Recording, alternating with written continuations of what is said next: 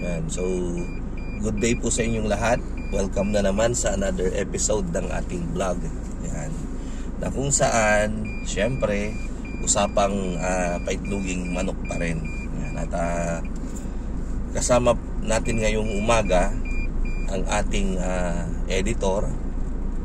Walang iba kundi si Green. Yan. Good morning, Green. Morning po. Yan. Morning, Cap. Yan. So, kasama ko po si Green ngayong umaga para kami ay magpunta ng ng farm at mag-almusal na rin. Yun yung favorite na ni Green. Favorite na part ng journey, ang lafang.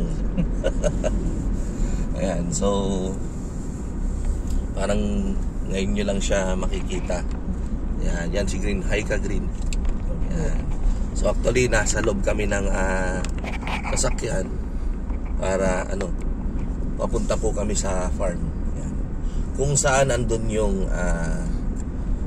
manok natin na pang December 7 at saka pang November 4. Yan. So mamaya ipapakita ko rin sa susunod na video yung update sa mga RTL natin na pang November 4 at December 7.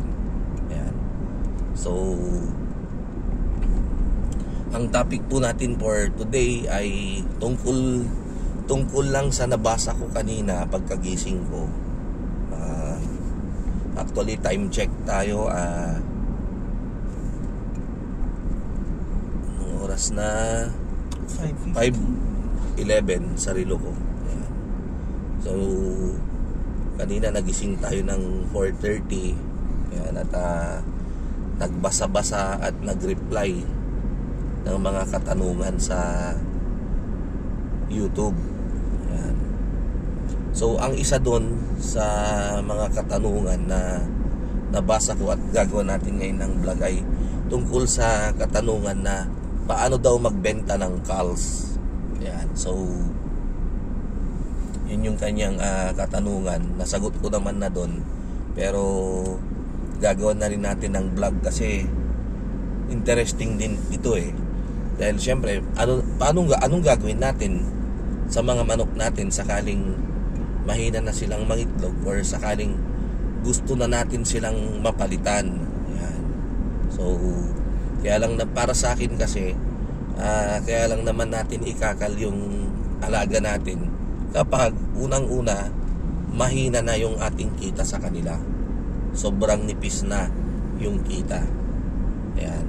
So minsan din ang isang problema dyan, may kita pa kung titignan natin. Kaya lang yung itlog nila sa sobrang katandaan masyado nang manipis.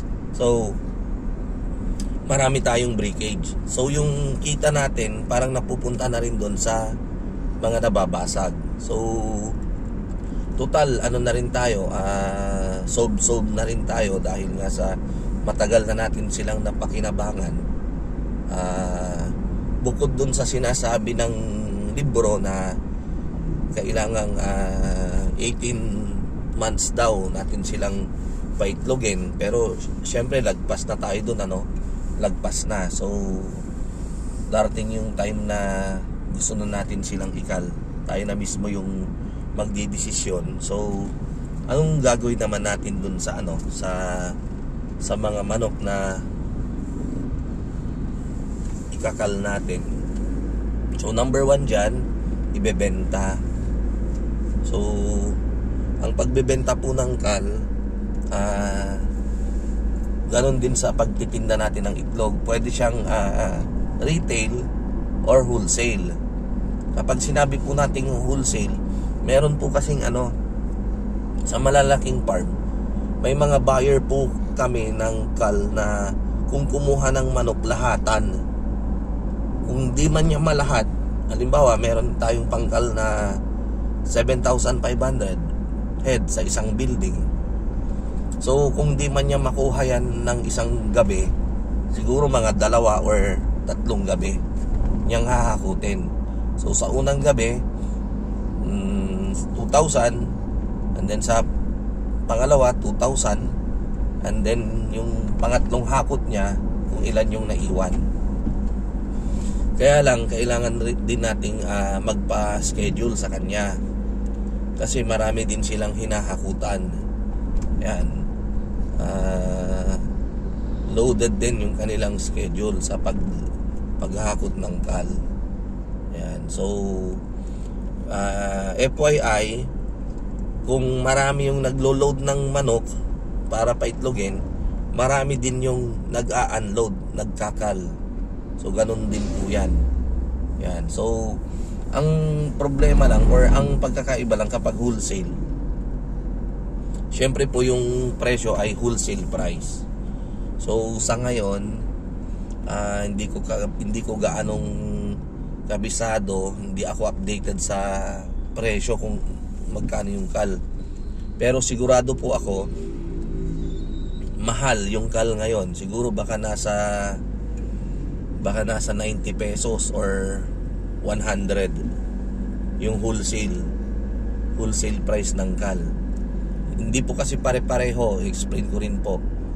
Minsan 65, 70, 73, 75, ganyan, 80, 93, hindi po pare-pareho. Depende rin po sa sa supply at saka sa demand, Yan. Pero ngayong tandaan nyo po, kapag mahal ang itlog, mahal din ang kal. Bakit? Kasi kapag mahal ang itlog, walang gustong magkal, di ba, Green? Kasi po pag nagkal sila, sayang yung itlog, ganun eh. So walang magkakal talaga kapag panahon na mataas yung itlog. So ang pang-attract ng mga kal buyer ay yung presyo, Green, na maganda. Aalukin ka nila ng magandang presyo para matukso ka kapag yung manok mo ay medyo, yun nga, lagpas-lagpas na dun sa edad niya na nasa libro. So matutukso ka na rin kasi mataas yung presyo. Magko-compute ka, sabihin mo na 100 yung kal ngayon. Yung kikitain mo, kukwentahin mo, paano kung totoo kikita pa ako, tapos pag binenta naman na tong kal, baka mamaya 70 na lang, so parang sayang din, ganon. So magko-compute po tayo. Yan. So sa ngayon po baka nasa 90 to 100 pesos po ang isang kal. Ayan. So yun po yung wholesale. Ngayon kung anong ginagawa nila dyan, yung wholesaler, binebenta niya rin po yan. May mga binabagsakan din siya na yung mga nag-rolling, nilalagay sa kolong-kolong, tapos yun yung iniikot-ikot. So ganun po yan.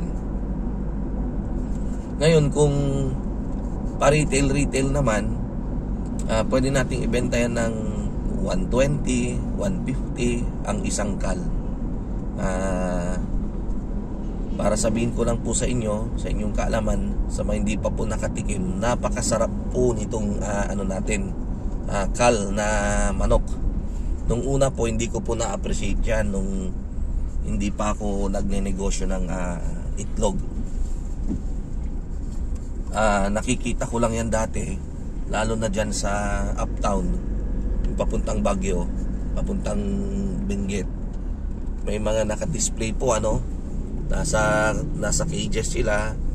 Ang dudungis ka kung ano kayang lasa niyan, parang hindi masarap kainin, ganun.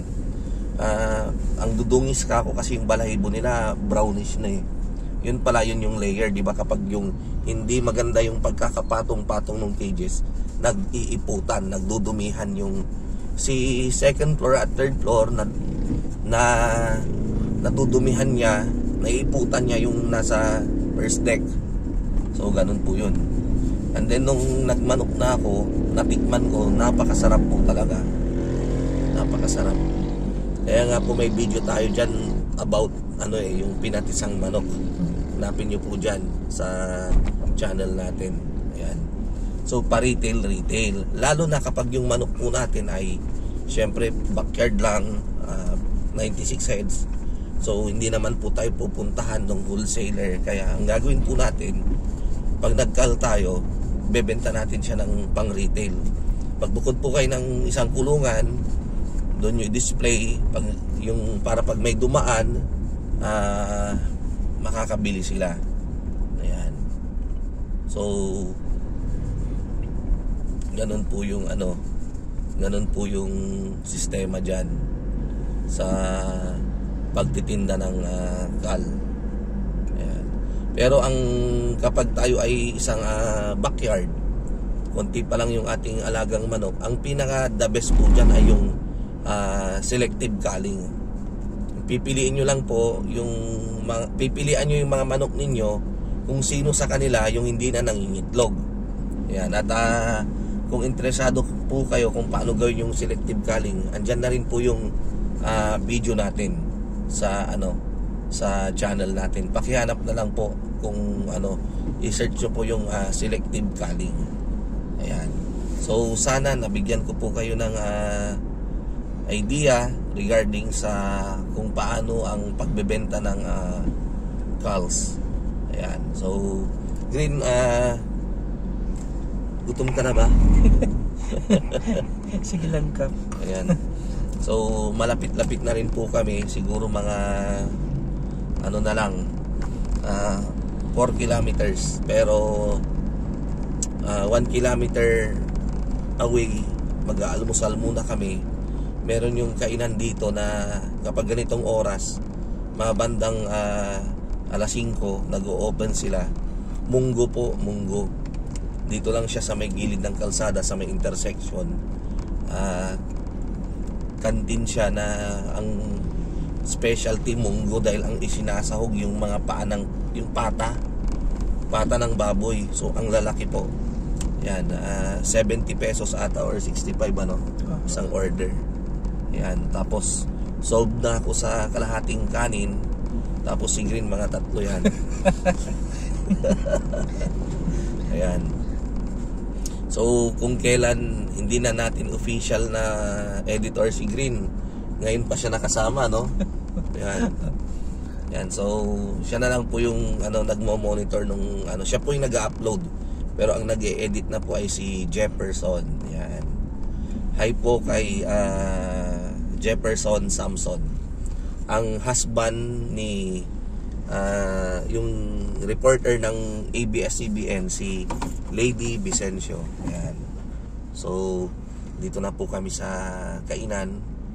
Mag-aalmusal po muna kami. So good morning po sa inyong lahat. Mag-goodbye ka na, Green. Ayan. Morning po sa inyo lahat. Kain muna po. Ayan. Thank you po. Thank you. Good morning. God bless.